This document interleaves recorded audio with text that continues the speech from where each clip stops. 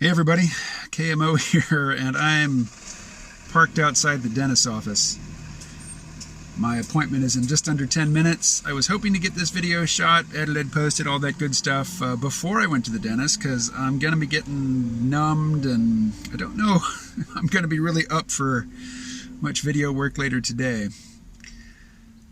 But I didn't, so this is just an intro, and I will gripe probably about stuff later today. You know, I forget the exact statistic, but a certain percentage of Americans don't have funds on hand to handle a $500 emergency.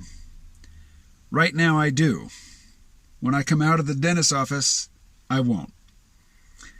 Which irritates me, because that means it's going to be a longer time before I can go see my kids, and basically I'm starting again at zero and saving up for a Surface Pro. I was looking at a Surface Pro 4. Anyway, it's as if I'm just not allowed to hold on to money. The complaining will continue from your perspective in just a moment. Okay. I am many hours out of the dentist. It hurt my bank account a lot more than it hurt my mouth. They slathered on lots of topical anesthetic. I didn't even have to get a needle in the gums. So it was okay. It was okay. Still have my bottom front teeth. They're coming out, I don't know, sometime in about the next 10 days. They took a cast of my teeth, or an impression. They're going to make a prosthetic to put in there, but I am going to be toothless for a little while. It's costing more than I want to spend, and I was in the dentist's office, you know, sort of upside down in the dentist chair, somebody poking around in my mouth and scraping at things. I was thinking about, I could just have the teeth taken out. That will arrest, you know, the bone degeneration, the bone loss in the mandible here, and just go without, you know, my 3 front bottom teeth until I've got enough funds that I can actually put some functional, you know, embedded replacement teeth in there. Because the prosthetic I'm going to get, it's called a flipper, it's totally cosmetic. I won't be able to bite with it. And I thought, you know, maybe I could just sort of make a statement by doing videos every day with obvious missing teeth. And you know what dissuaded me from doing it? It was the realization that if I had visibly missing teeth, police would treat me differently. Don't want to look like white trash. I remember getting pulled over one time. I won't tell the whole story because it makes me angry, but basically I got pulled over and harassed because I was driving a 20-year-old pickup truck. It does not pay to appear poor. Even if you are poor, it pays in terms of your interactions with the police to look as though you've got some money, that you could hire a lawyer if you needed to, which I couldn't. Not right now. So hey, I listened to yet another audiobook. This one is Us versus Them, The Failure of Globalism. I think that's what it's called. The title, you know, the cover will be on screen right now, so you can read the full title. And in it, Bremmer talks about just about everything I've been talking about on this channel all year. I mean, he hasn't talked about fasting, but, you know, I took down all the, or at least I made unlisted all the videos I did about fasting. But he talks about automation quite a bit, AI. He talks about, you know, technological unemployment. And he kind of dovetails with Zihan in that basically all the problems that the U.S. is facing in terms of the things that I talk about every day are going to be so much worse in developing nations. You know, the labor that gets outsourced to developing nations is mostly, you know, low skill, repetitive physical tasks, the stuff that is the easiest to automate. So, you know, so far the only thing that has protected them has been the fact that their labor is so cheap. And automation, you know, the price of it hasn't come down that much for everything yet, but it's going to. It's going to. So, I was just going to read a little bit from the end of the book. This is just a fun little bit here. I'm going to skip like a chunk in this reading, and it's not that I'm avoiding the content of it. You know, if you've read this book, you'll say, oh, why did you leave that out? It's just for time. It's just for time. Okay. So this is near the end of the book. He hasn't talked much about Trump throughout the book. But, you know, the whole book is about how demagogues, they choose out groups, they choose the group that they want to appeal to, and they appeal to their fear, they appeal to their nationalism, they appeal to their race consciousness. They basically, they create in-groups and out-groups. They appeal to the in-group, and they do it by demonizing the out-group. And in the U.S., to a large degree, and I'm certainly guilty of it from time to time, we make the rich the out-group. We say everything is the fault of the rich. They do have a lot to answer for, but it doesn't pay to, do us versus them, the rich versus everybody else. I know a lot of you will disagree, and that's fine. Anyway, speaking of Trump, or writing of Trump, Ian Bremmer writes, many Trump voters, including those who once supported Barack Obama, backed him because they wanted change. Actual change. Not the kind of change promised on campaign posters.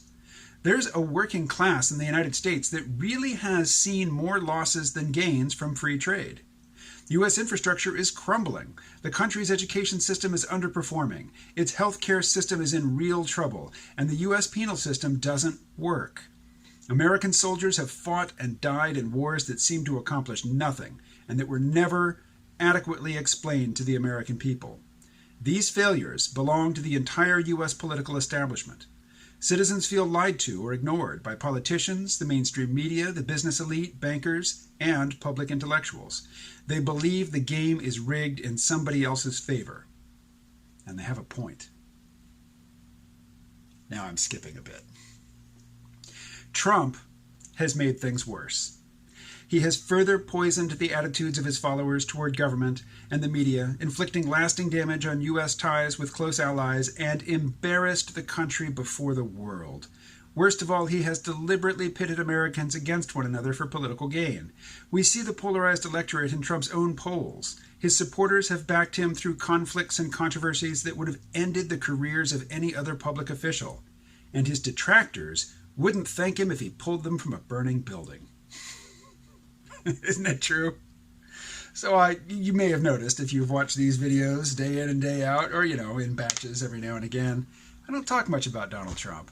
I didn't vote for him, but I'm not triggered by him. His antics don't push my buttons. And I actually like some of the things he's done. It seems to me that after 3 years of a Hillary Clinton presidency, we would have had a new war by now.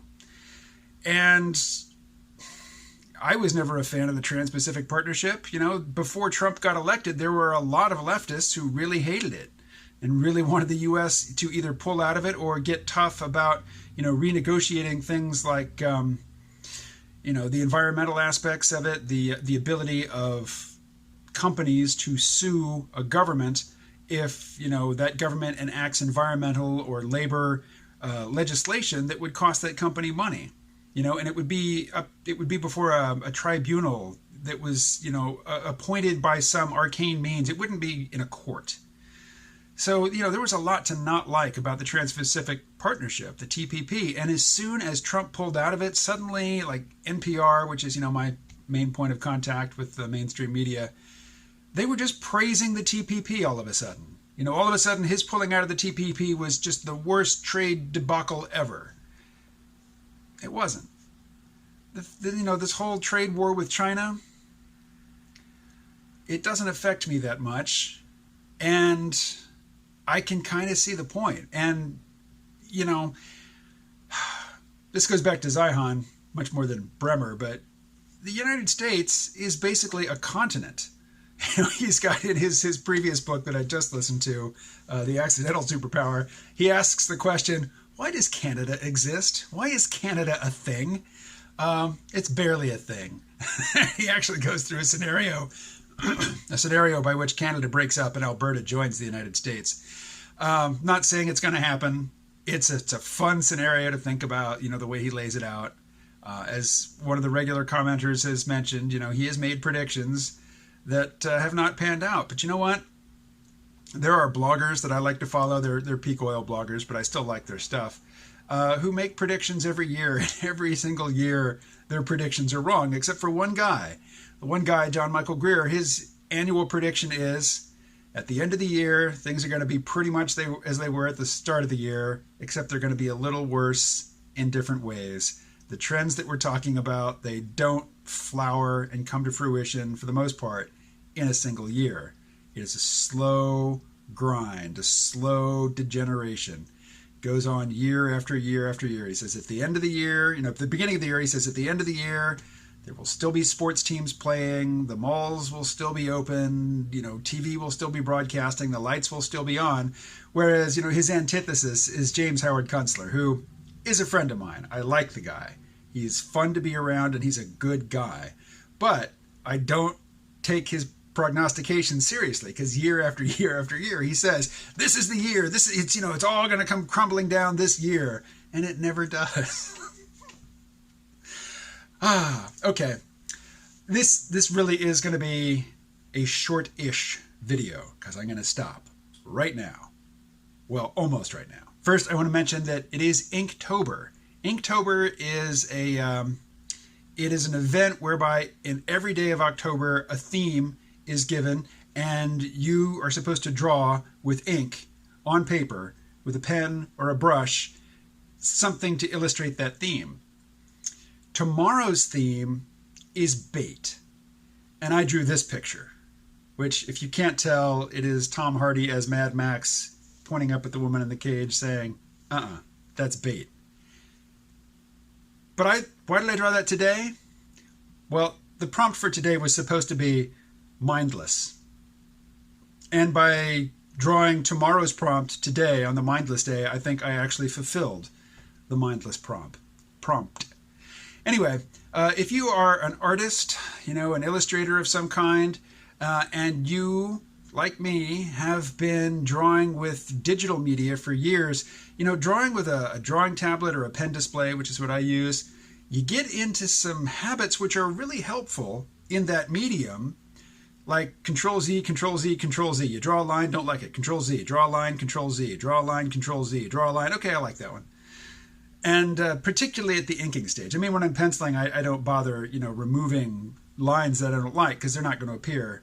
But when it comes to the inking, particularly, that outline ink, I want to get that nice cursive variation in line width, and I just do it over and over again, just undo, undo, undo, undo. You can't do that on paper. So it's kind of fun. And it made the first day that I did it, I just took a picture of a golden retriever puppy chasing its tail, because the prompt for the first day was ring. And I draw human figures all the time. I almost never draw dogs or horses or, other familiar animals. I just don't draw them that often. So it was really awkward trying to draw this puppy, particularly, just drawing directly with ink. I didn't pencil first, although that's, if you want to, you can draw with pencil first and then ink over it. But I just start with ink. And I drew it 6 times before I had one that I thought was even acceptable, to share. And the final step in any Inktober project is, you post it online somewhere. I've been posting it to Twitter, and you hashtag it Inktober 2019. So if you're interested, check it out. Just Google Inktober, and you can find me on Twitter. Here's my Twitter handle on screen. And, if you like to draw, or if you just like to look at drawings, there will be one there every day of the week. And there's always the Geb comic strip. Takes, I think, a little more than an hour to read it from the beginning right now. And I hope it's enjoyable. Do check it out. And I will talk to you again tomorrow.